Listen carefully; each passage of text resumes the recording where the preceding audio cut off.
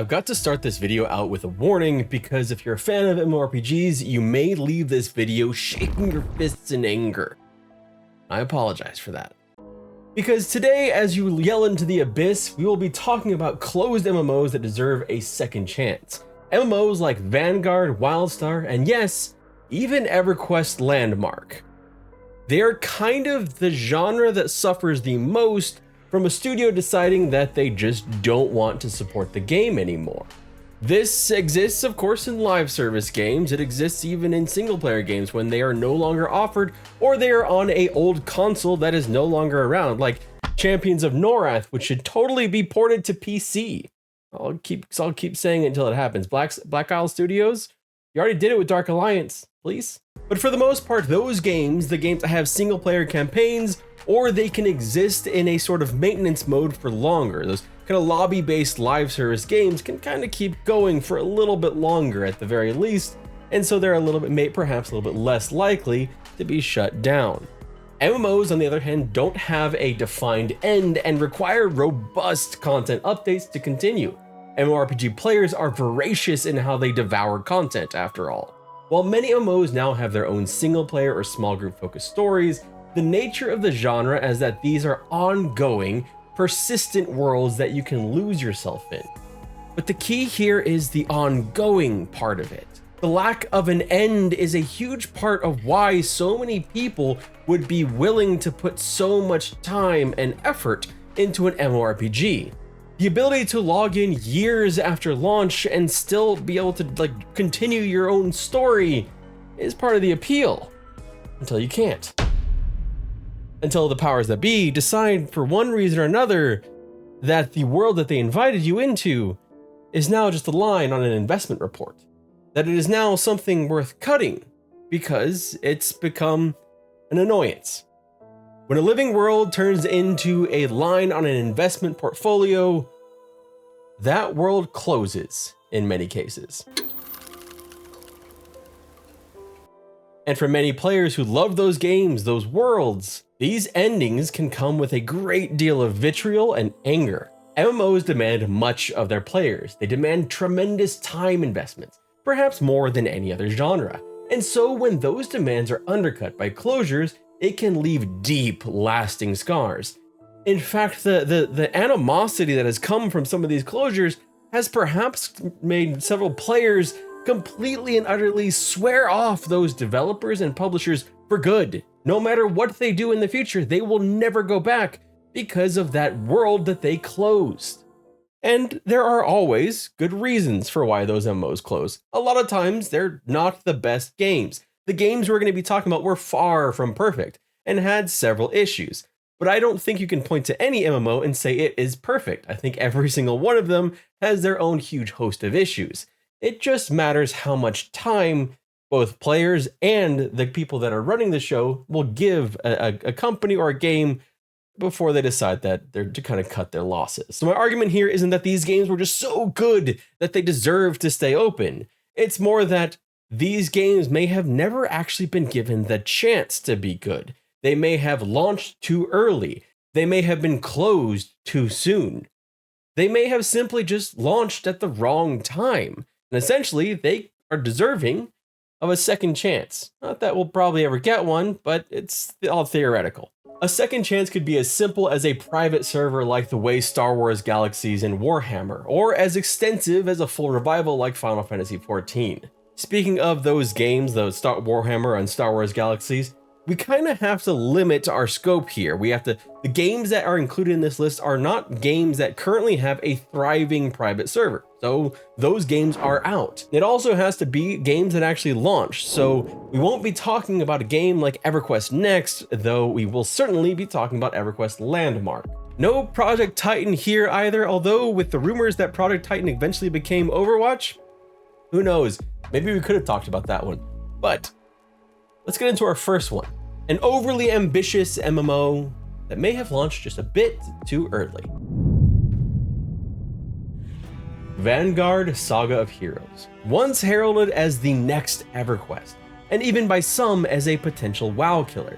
A term that I really hope is just done. I hope we're done with that completely. Like, can we leave that shit behind because it was a silly thing to be the next WoW kill? Like, come on. Are people really saying the next Elden Ring killer? Like, no. Like, let's just move past that.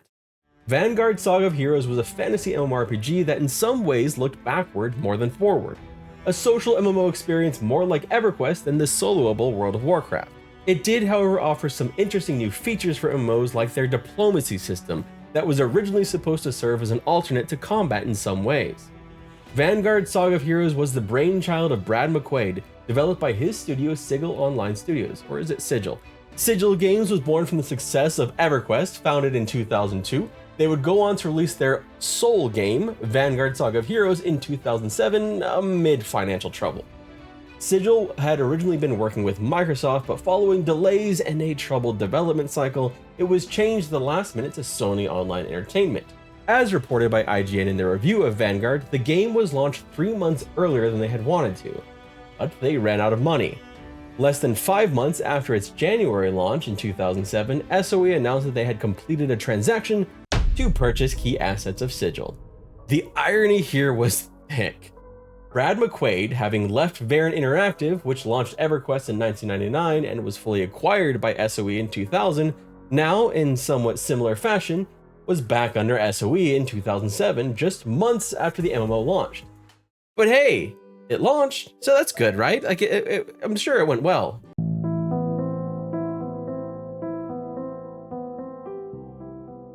For many, Vanguard's launch was a buggy, incomplete, incomprehensible mess. It suffered out of the gate, tainting the impression of many despite substantial quality overall to the game. GameSpy, back in 2007, yes, GameSpy, gave Vanguard the dubious award of biggest disappointment of 2007, writing that the early launch forced early adopters of Vanguard to pay for what was essentially a beta test. As in any beta, the game was plagued with graphical issues, crashes, character appearance issues, equipment that would fluctuate at login, and much more. Oddly enough, if Vanguard had launched like now in early access, like I guess it's an updated game, not necessarily as it is now, but if they had launched in an early access in the current climate of how we treat MMOs like this, it might have had more of a chance. After all, you currently have several MMOs that are in quote-unquote early access. They are all considered indie titles, but they are at least allowed to exist in that realm since it became kind of more of a norm on Steam. Doesn't mean people like that, it just means that it is at least more accepted. Kind of like microtransactions. GameSpy continued in their scathing award. Worse, the world's enormous size made the problem of minimal and rather boring content even worse. Bad enough to follow the most generic kill 10x and bring me 20 heads quest, which, funnily enough, like how do you 2 heads? Oh. But the game forced players to traipse through repetitive and empty wilderness for 15 minutes for the privilege. Oh, that is a tough sentiment, but it's one that was shared by a lot of players of Vanguard in the early days. It struggled, it had a lot of issues, and most of them were either technical issues or content issues. It's kind of something we see with most launches now, where there's a lack of content specifically past like the early levels, or just major issues. I cannot remember a launch of an MMO recently that wasn't plagued by downtime and queues and just general griping and frustration of everyone who played it. I can't remember any MMO launch that was that way. I remember World of Warcraft having those issues, EverQuest, EverQuest 2, New Worlds, like every MMO that I can think of had these struggles. It was just a bit worse with Vanguard. What I think makes it a little bit different is that Vanguard launched in kind of what I consider like a dead zone for MMORPGs. It's the time when, after World of Warcraft had launched and really redefined the way the public and developers and publishers thought about MMOs, whereas mostly just a niche category that had 1 or 2 big successes. I mean, Ultima Online with around 100, 200,000 players, and EverQuest with up to 500,000 players. Wow, it had done pretty well. RuneScape was just starting. There was games coming out into the genre, but they weren't setting the world on fire. None of them were hitting over 1 million, at least not in the West. Lineage 2 is its own thing. But when World of Warcraft came out, it surpassed all expectations. It really brought the entire genre out into the main market, and I think it redefined what many would consider success. So a game that hit 200,000, 500,000, even 800,000 players was a failure. So it wasn't WoW. It also meant that a lot more players were less sticky on new MMOs. They were more willing to go back to WoW.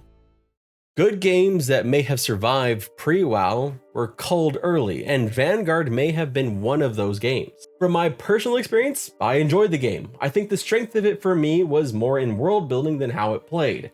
Vanguard boasted a fully fleshed out world and lore with 20 races across 3 groups and huge continents, as well as a staggering 14 classes to pick from. I found it fun, even as I primarily soloed my way through with my little Fox Ranger, as difficult as that was, because I couldn't find groups. But as I got toward the end game, I started to feel how unfinished it was.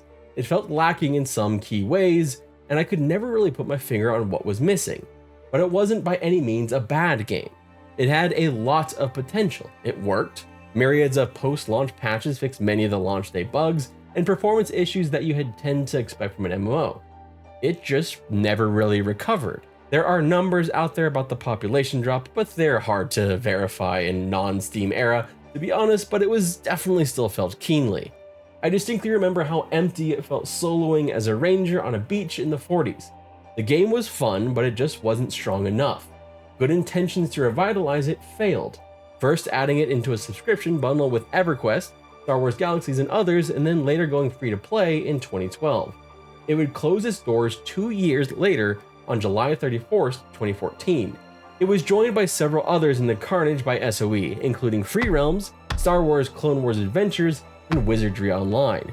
Just 7 months before, Sony had also closed down Star Wars Galaxies to make room for the new licensed Star Wars MMO, Star Wars The Old Republic. But this wasn't the only time that Sony Online Entertainment may have closed an MMO too early or given up on it too fast. Something that happened underneath the new stewardship of a very dubious investor.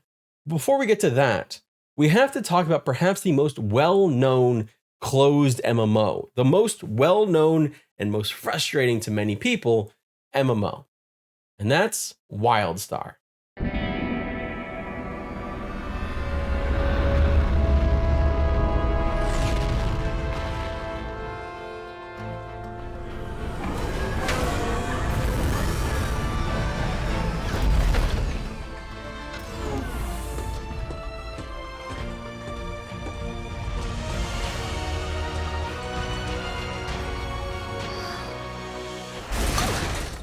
Wildstar serves as perhaps the #1 reason why players will be avoiding Throne and Liberty.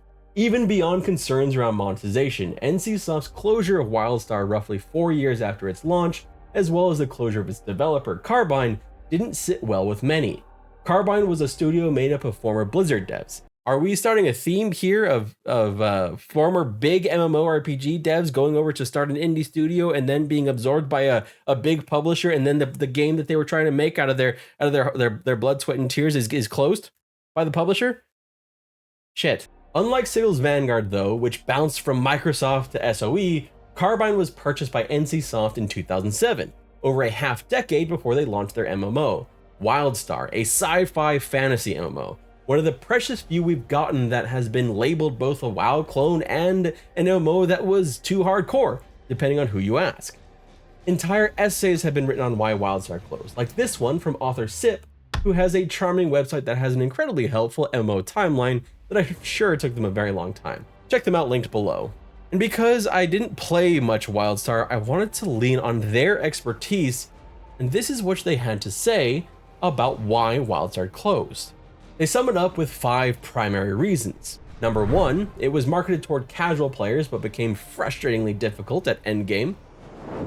Number 2, resources were devoted toward hardcore design that appealed to some, but not a majority. Number 3, monetization bullshit. Okay, they didn't actually call it bullshit, that's me putting that out there, but it kind of is what it sounds like. Essentially, they did what many games did around this time, trying to launch as a subscription-based MMO, realizing they didn't have the audience for that, and then quickly trying to pivot over into a free-to-play with microtransactions. And in Sip's essay, they're basically saying that they did this in a little bit, they pulled it, they tried too late to go free-to-play, which honestly could probably have been said about Vanguard as well. Number 4, half-baked systems that appear to lack a cohesive focus or vision. And finally, number 5, a story-driven experience that didn't deliver the story effectively. Now, when I say I didn't play much Wildstar, I literally mean I jumped into that game, went a little bit around the starting area, didn't like it, and I left. Like, it was one of those games that I bounced off incredibly quick. I can't really even pinpoint why. It just didn't appeal to me. Well enough, there's a couple of them that are kind of cult favorites, like City of Heroes is another one that I just bounced off of. Star Trek Online, another one, I tried it and just didn't grab me. Doesn't mean they're bad games, just not my type of games. So why include Wildstar in the first place? It's not so much just about the petition on change.org to bring it back, or the numerous Reddit threads all asking for it to come back. It's more about the discourse around this game, how people feel betrayed by the closure of Wildstar, how a lot of players still, to this day, swear off NCSoft, and they will not go back to it. There's even more to it, because there's other unique features about this game that we don't really have so much of. First, it is an underrepresented setting in the MMO genre. Sci-fi has its MMOs, but they are few and far between for fans of that. A game like Wildstar provided at least something a little bit different for players that might be sick of elves and orcs. But perhaps more importantly, and on a more macro scale, it's about the current landscape of the genre and how I think it has changed since the launch of this game, and how it's continuing to change.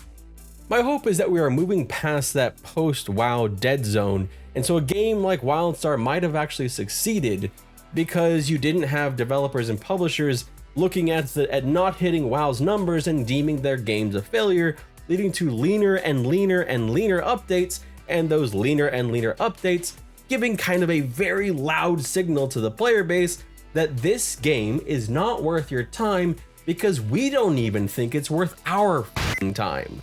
If a developer and publisher isn't putting their selves into the game, why would you? Especially in an MMO where it takes so much time and effort to enjoy the game.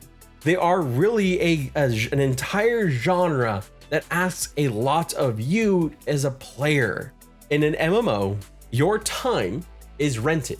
Your experience is rented. It's not like a single player game where you can finish it and just be done and happy. An MMO is persistent and ongoing. And so why would you try games that are likely to close? And this whole idea, this self-fulfilling prophecy of a developer and publisher abandoning a game because it didn't hit what they wanted it to hit, and thus demonstrating to the players that the game is not worth their time, plays very heavily into our third game.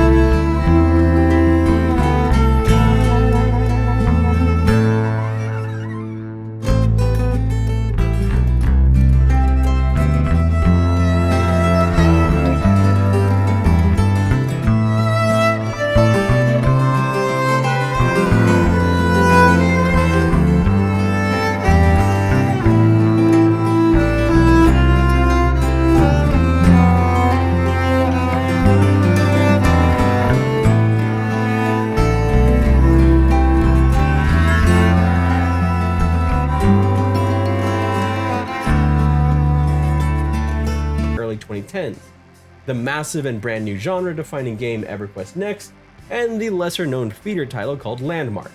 Landmark was less EverQuest and more Minecraft, but it was designed to allow for the potential creation of assets that could be used in the standalone EverQuest Next. Or at least, that was what was said.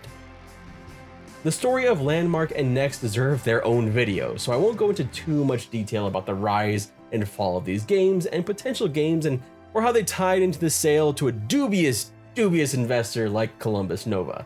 But what does need to be said is that when Landmark began, it was under development by SOE.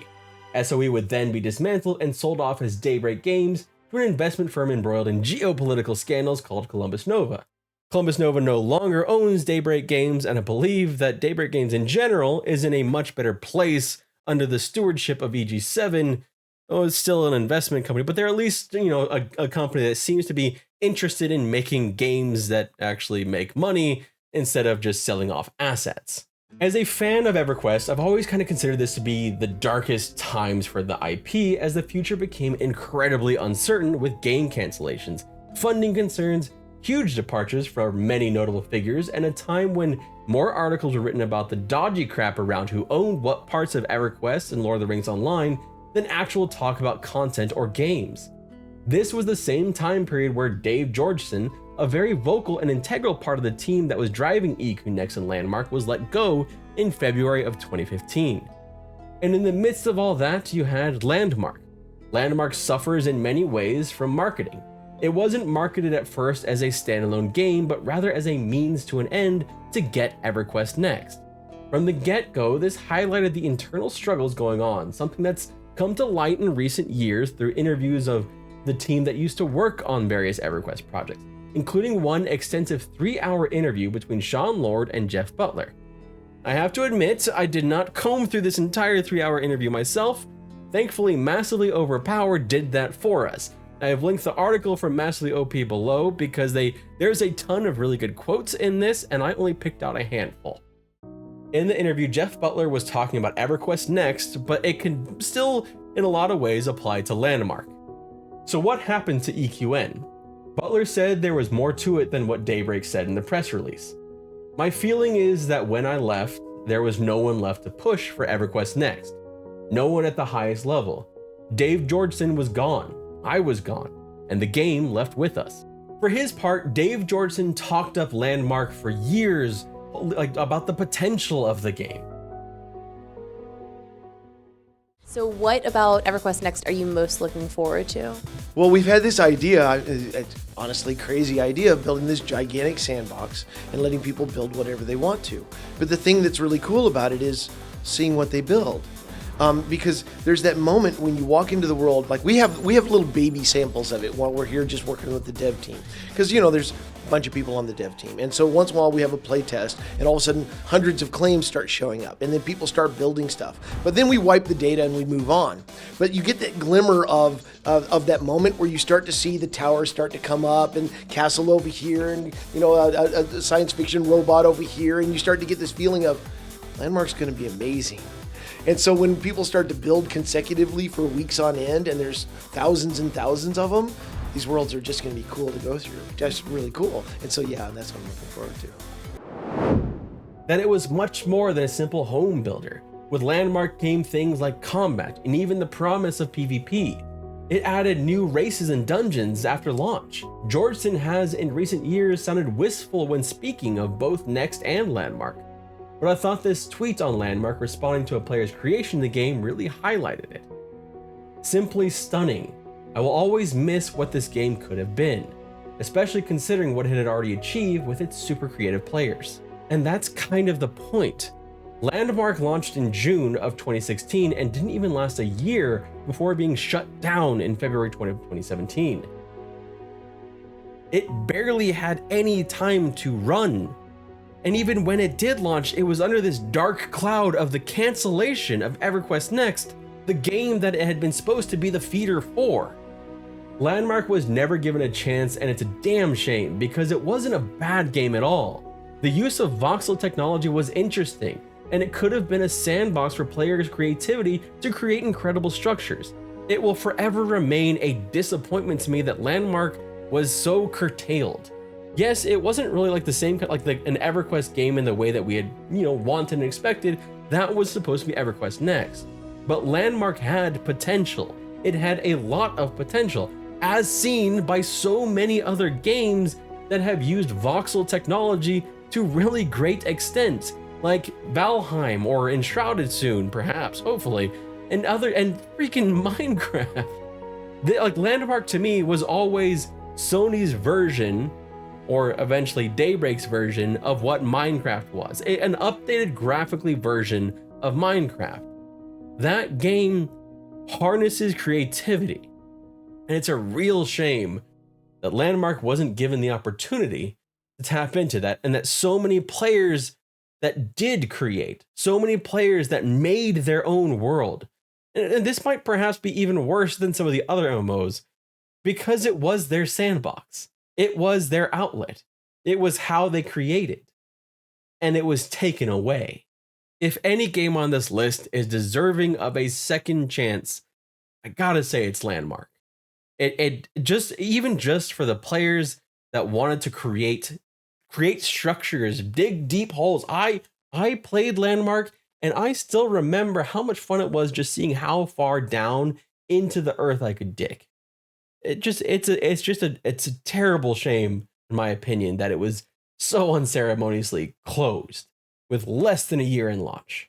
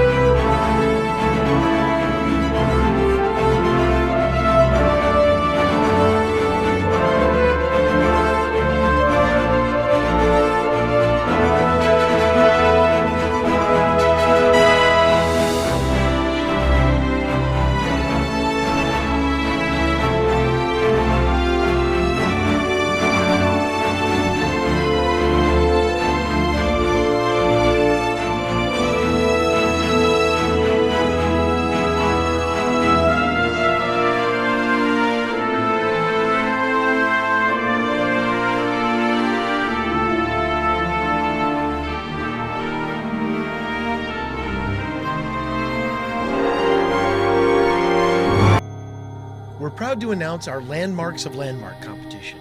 Join players from around the world and build spectacular creations. The best of them will be featured in Landmark permanently.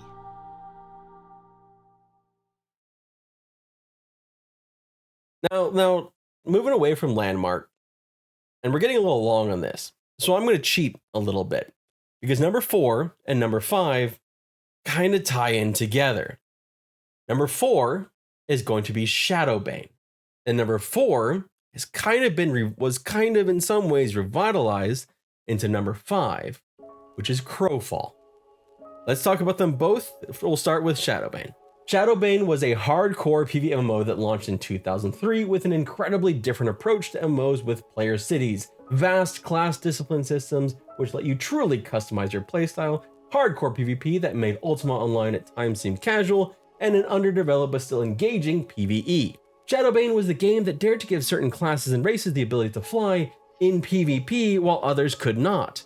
It brought in city sieges and players, vendors, and mixed all of that with rare PvE creatures that dropped special class disciplines like were-rat or werewolf runes. It was, quite frankly, incredibly innovative. It took things from games like Everquest and Ultima Online and added in new fun twists. It was one of the first MMOs to allow for the player to truly influence the world with their player cities, player-hired NPCs, even combat NPCs, to guard them, and of course the ability to destroy those cities. In many ways, Shadowbane felt like the logical progression of Ultima Online if it went deeper and deeper into PvP and away from their skill-based systems. But ultimately, it failed in several areas. PvE was lackluster, even boring in many cases. It was never the focus of the game, and that was always clear, but Ultima Online, a game that had launched 6 years earlier, did a much better job of balancing the rewards and excitement between PvE and PvP. Player cities and guild control would inevitably become unbalanced, leading to mass control over huge swaths of the world, usually around highly sought after PvE resources, primarily disciplines, It created a gradual decline in both PvP and PvE as players all sought to become part of the largest guild for safety, and of course the less clear but still probably kind of shitty things that happened, like the studio being sold to Ubisoft a year after launch, essentially breaking down the team that made it and changing all the people in charge. I mean, hell, they added advertisements in the game to help fund it in 2006, just 3 years after launch. I mean, they had advertisements after you died in a PvP game. Advertisements, 2-minute ads. Those were especially cruel, I think. Imagine getting ganked and then getting an ad for like some energy drink or something.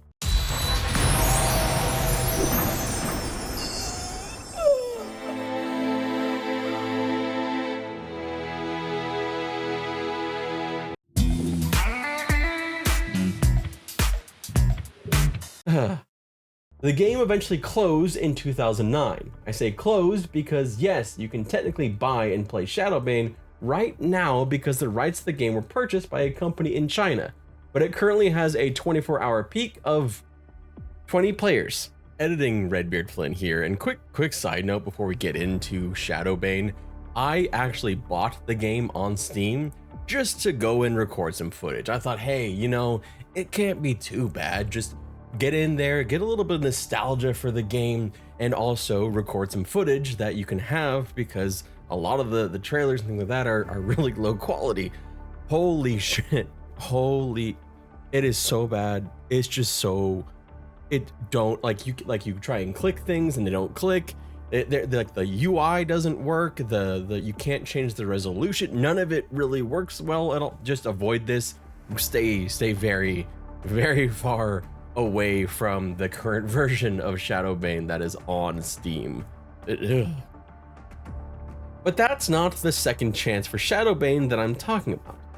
The second chance came from the same creator of Shadowbane, and it had perhaps an even worse attempt. Crowfall. We are crows, eternal warriors chosen by the gods. It is for them we fight. Always one step ahead of the force devouring our universe. This world will die, consumed by the hunger, but we will move on to the next. Crowfall was, in many ways, supposed to be the rebirth of Shadowbane.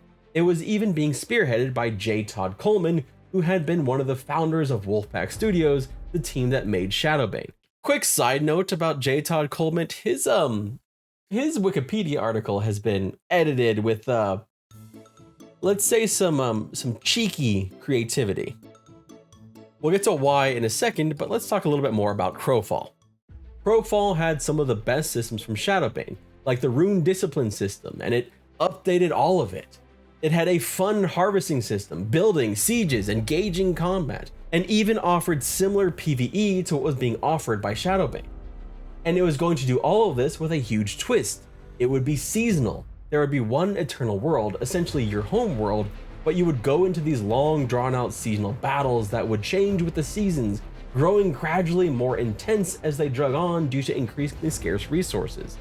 This was a way they hoped to bring some RTS into the MMO genre, base building early, fighting later. It had the same novel approach to adding races you don't normally see in games like the Centaur, Minotaurs, and even hamsters with guns. It was a game that had promise, even as a crowdfunded MMO that was in beta for years. And then it all came crashing down, like disturbingly fast. The game struggled even in beta to maintain a solid player base. I actually backed Crowfall and was hopeful for the game. I tested and found a lot to like, but also a somewhat empty loop as the world felt devoid of lore. The gameplay was fun, but the world was empty. It was more like a technical test in many ways, but at least the technicals seemed to pass. Crowfall limped into release 6 years after its Kickstarter, launching in July of 2021, and that's where shit got even worse. So you remember that cheeky little edit on J. Todd Coleman's Wikipedia article? Well, I think that's all to do with what happened with Crowfall after launch. And remember how quickly Wolfpack Studios was sold to after Shadowbane's launch. Crowfall was essentially abandoned by the team that made it. a mere 6 months after launch. 6 months. That's it. That's frustrating. It was sold to Austin-based Monumental, which as far as I can tell only has 2 games, or perhaps just one of them now under their umbrella. After a half-decade in development with players backing the indie studio, this had to feel like a bit of a bait and switch, with the entire team fleeing the game in its first year. It had all the feeling of launching just to sell the game that they had lost the will or understanding of how to complete. Also, they could move on to other projects. Monumental kept Crowfall up and running for almost a year before shutting it down in November of 2022. This is where the slightest glimmer of hope has to come in for anyone who wanted Crowfall to succeed. Because on the closure of Crowfall, this is what Monumental stated. We're going to use the time to map out the future of the game. We have yet to determine what that looks like, but we are investing in and rethinking every part of the game, from the core technology and tools to art, design, and gameplay. Nothing is off the table. This is where you have to hope against hope what for a long time seemed like an impossible task, until Final Fantasy XIV went and did it with a horrific launch, pulling the game out of back into development for a couple years, and then relaunching it and it becoming Final Fantasy Reborn. I don't know that we're gonna get something like that with Crowfall. In fact, I would say that we probably won't get something like that, but it is like the only slight hope. And unfortunately, outside of private servers, it is probably the only one on this list that has any chance of this actually happening. I don't think any of these games are looking at any kind of second chance anytime soon. So it's kind of up to private servers, and there is an emulator being worked on for Vanguard Saga of Heroes, though I believe they're running into some roadblocks. They're difficult. These things are difficult. And I think in general, it's a larger conversation on how frustrating it is, specifically in this genre, when a company decides to pull the plug. I think we saw a couple things here happening all together, where a lot of it came down to funding towards launch after long development cycles, or companies being sold pretty quick into hands that didn't really give a shit about the world that was created. I want to leave you with a quote from the same interview between Sean Lord, who is also now in charge of another MMO, an indie MMO that's actually really damn good, Monsters and Memories, and Jeff Butler in their long sprawling interview. I think a quote that really ties this all up very nicely in a sad way. This was Jeff Butler talking specifically about Vanguard. It kills me that this game is not accessible.